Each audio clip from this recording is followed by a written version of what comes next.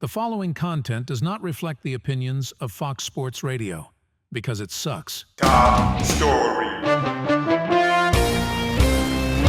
All right, first out the gate, all these people are saying that the Eagles are now suddenly a bad team because they've lost to the Cowboys and the 49ers. Yeah, these people are they're just morons, Tony, and I can't believe we have to waste precious airtime here explaining that to them. But, there's a strategy here, isn't there, Tony, in a historical perspective, isn't there?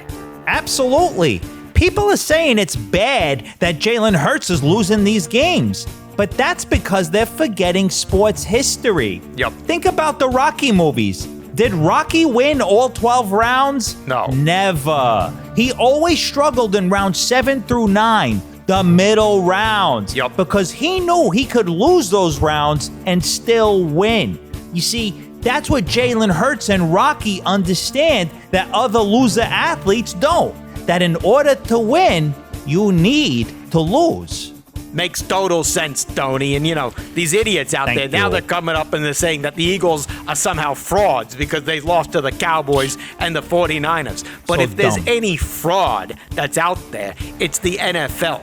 Isn't that right? Absolutely. People are blaming the Eagles for these losses. Why don't you blame the NFL for their terrible scheduling? Yep. They forced the Eagles to work an exhausting schedule while giving the Cowboys and 49ers extra days off to rest.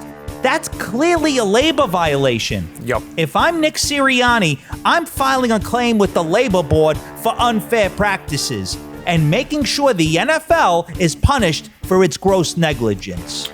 Such great legal analysis, Tony. And you talk about negligence. Well, the Eagles are certainly not guilty of that. What they have done is they have proven exactly how to manage a team through the months of December. Isn't that right? 100%. The most well-run organizations give their employees time off during the holiday season. Yep. And that's why the Eagles are so well-run. They gave their employees time off during the games. The Cowboys and 49ers, on the other hand, didn't. And if I'm Dallas or San Francisco, I'd be very concerned about employee burnout. Yep. Frankly, it's a stark example of poor organizational management. So true, Tony. And now turning our attention to another story. People are saying that after the Chiefs lost to the Bills on that controversial call that Patrick Mahomes was whining like a little bitch.